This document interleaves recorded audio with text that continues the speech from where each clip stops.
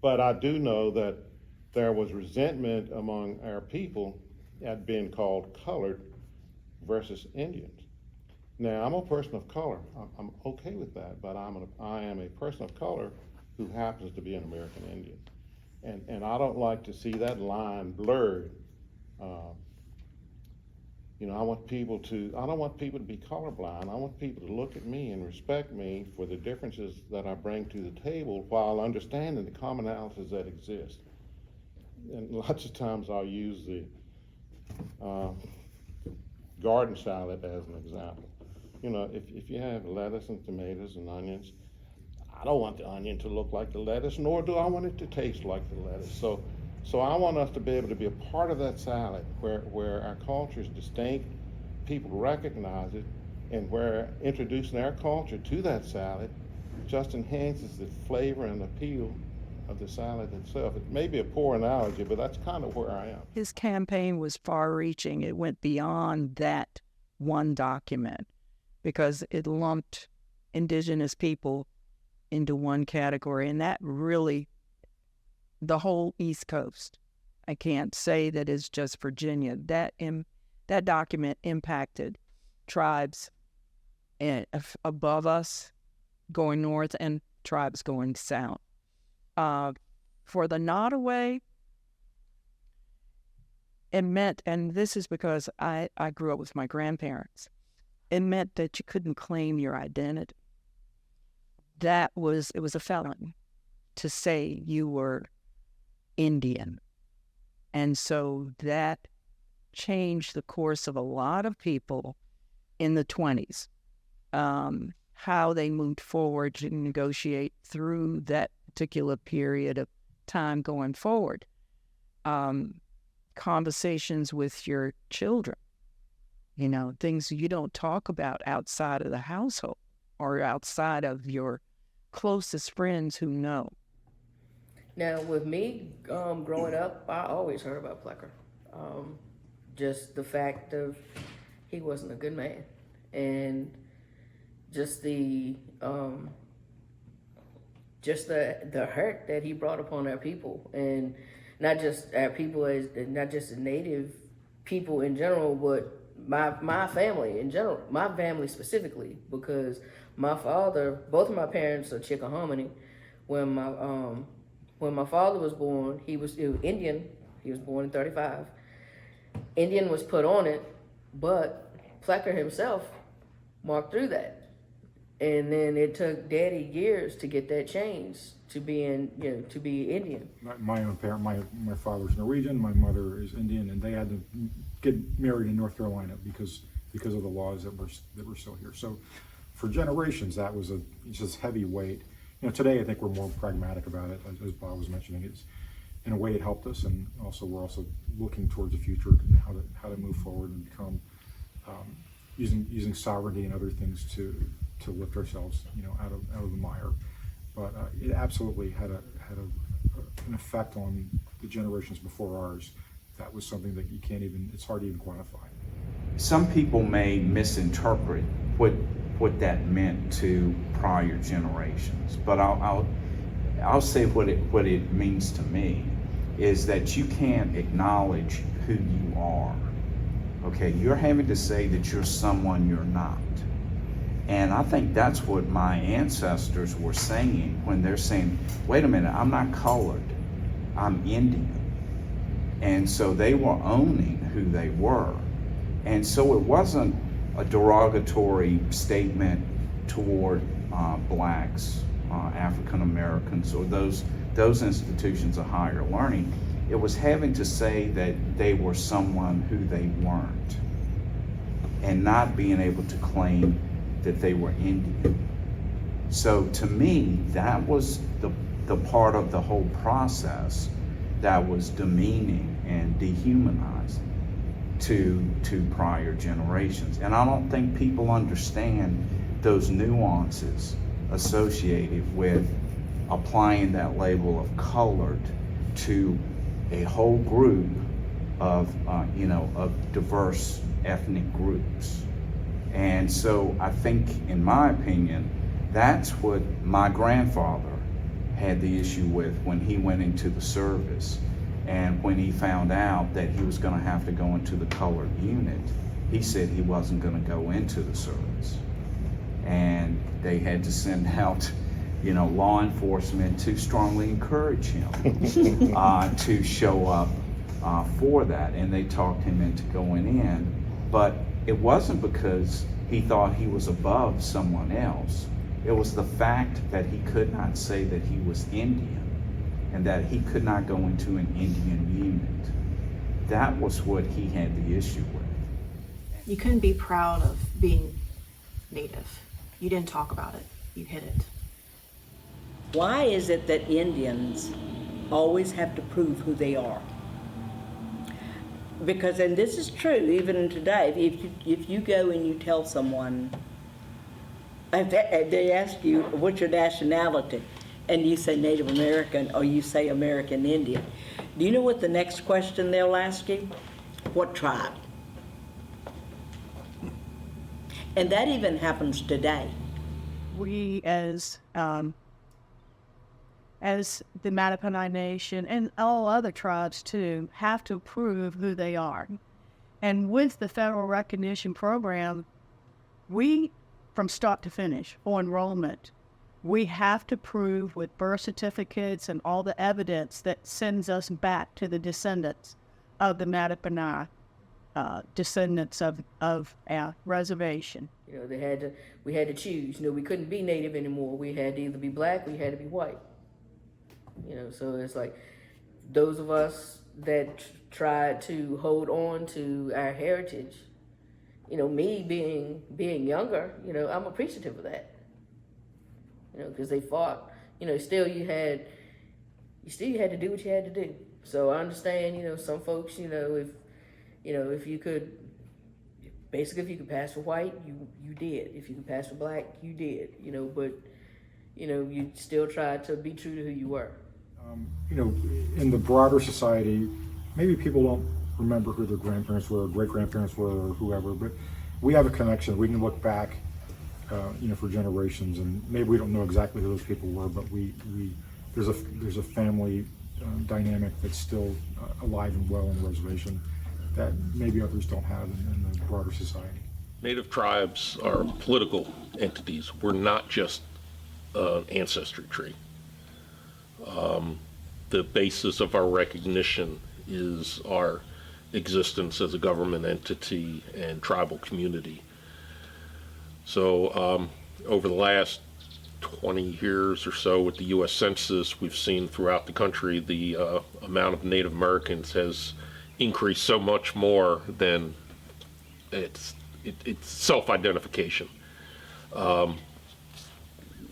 We hold proud to our tribal citizens, and we're glad they're proud to be members of the tribe, but we select our, just like any other sovereign nation in the world, we identify who our citizens are and such.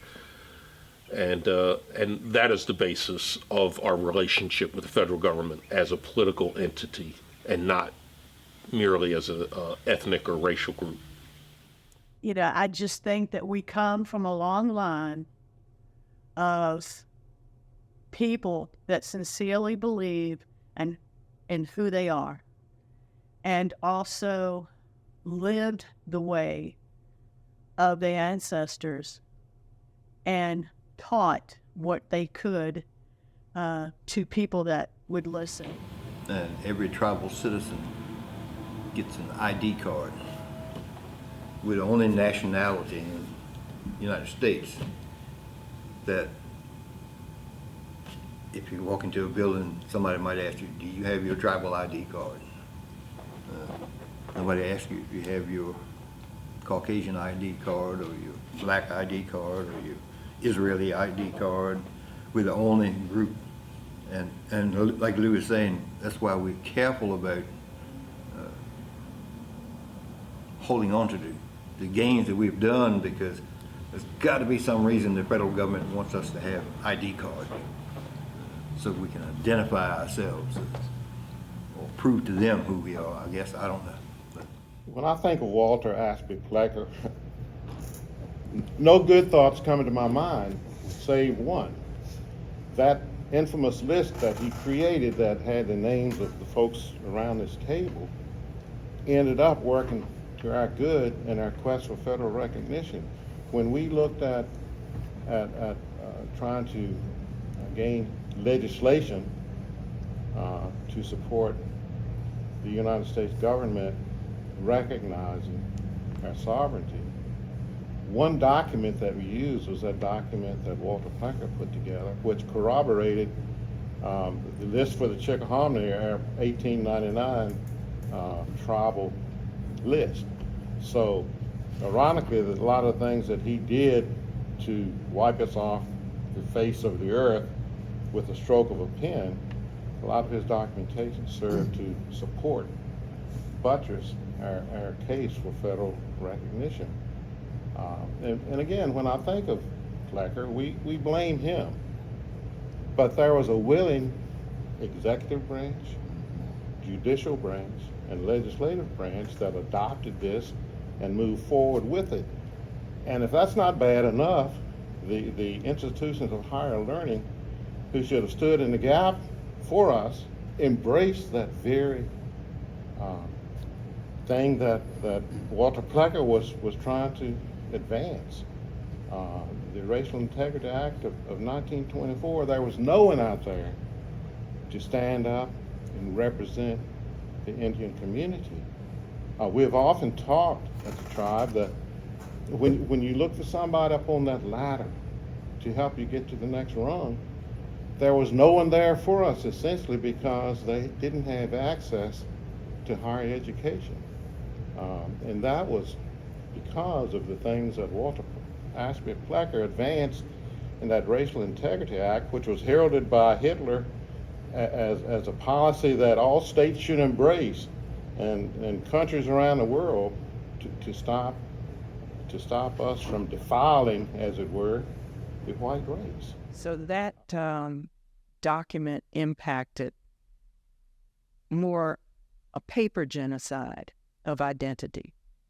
Now, racial discrimination started 1607.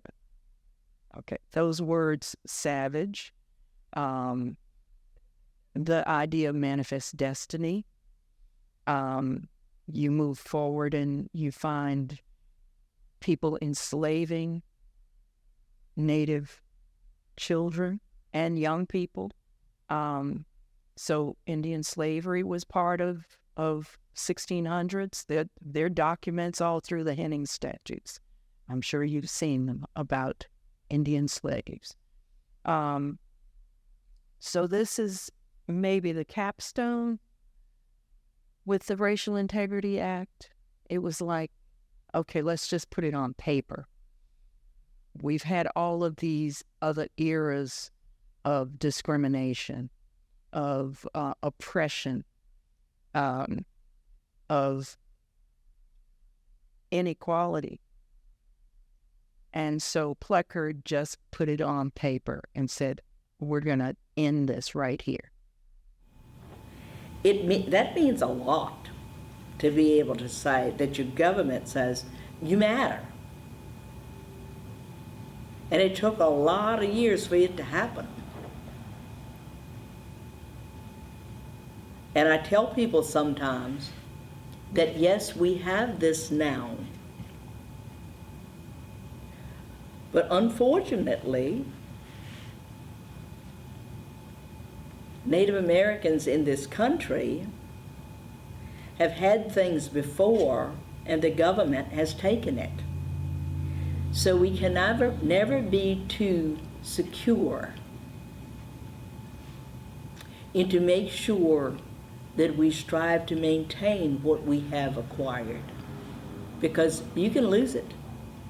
And have done and followed all the traditional ways and communication of our tribal people, and has tried to get it in the forefront of anybody and everybody that they can to keep this going. See, y'all never disappeared. Nobody's been here. We never disappeared. We've always been here, and we've always held steadfast to our beliefs and what we believe in, and try to continue these ways of our grandfathers and great grandfathers and those people before. Through it, we were able to put together our history. Fortunately, Native culture, Indigenous people pass on their history through oral tradition, so there are no written records. So if we can take a record that is a European record and analyze it from a different perspective, we can make our story, make sense of our story, and we can adjust to give it our perspective. And so for me, it's like, you know, I've always just, it hasn't been like a gotta hide it kind of thing. It's just always been like, oh, you're Potomac. And, you know, I've always told people like I'm Potomac, and you get the same kind of reactions though. People be like, you don't look Indian. I know. People still, I mean, people say that all the time, and I've moved toward telling people when they say that to me, how many Virginia Indians do you know? I mean, we kind of run the gamut. We all look different within the same tribe, between tribes. I mean, you know, I think it's unfair to say you don't look Indian. I think, you know, we still live with this legacy of like the Gunsmoke days, you know, when all the Indians are riding horses, living in teepees and stuff like that. It's just not how we live here. It's not really how we've ever lived here in Virginia. Although, to be fair, I think you start looking at these pictures of like the reorganization of the tribes that happened in the early 20th century, there's a lot of people like there that were wearing sort of Western Indian dress. Because to some extent, I think when you're doing things for other people, you have to perform. You have to look like people want you to look. And it's a difficult thing that we deal with, and I think it's something we're starting to move away from, thank goodness.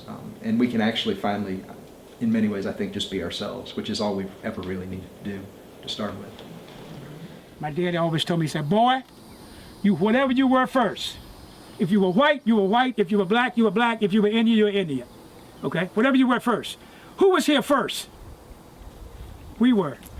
And we're still here, right? We were here first, before the colonials came. You suddenly saw people in White Oak wearing choker necklaces, and like you see the Indians wearing it. Somebody would wear a feather or something, and I always got a kick out of that. And it was almost like, okay, it's out of the bag now, we can go ahead and be who we are. So I've been working with the Department of Education now since 2002, trying to educate people on Native history in Virginia, because there's so much eradication going on. The powers that be are just eradicating out all the Native history, you know. So remember that. Congressional Resolution 331, the founding fathers of the Constitution used that, the Iroquois Treaty of Peace. So what we did, we put the white pine tree, which represent that here, okay? And we got this for educators to read when they come to the school day to see it. I think I don't want to say it drives a wedge between our community, but it kind of makes it hard to carry on some traditions in a lot of ways. There are some commercial fishermen that say they're not. Yeah. Yes. Oh yeah. Mm-hmm. Yes. But if you go talk to them and you want to talk about the White Oak community, or you want to talk about fishing, they'll talk about that. Oh yeah, they'll talk about that. But White Oak community is just, it's another word for Potomac Indian. I mean, it's the same thing. They're synonymous.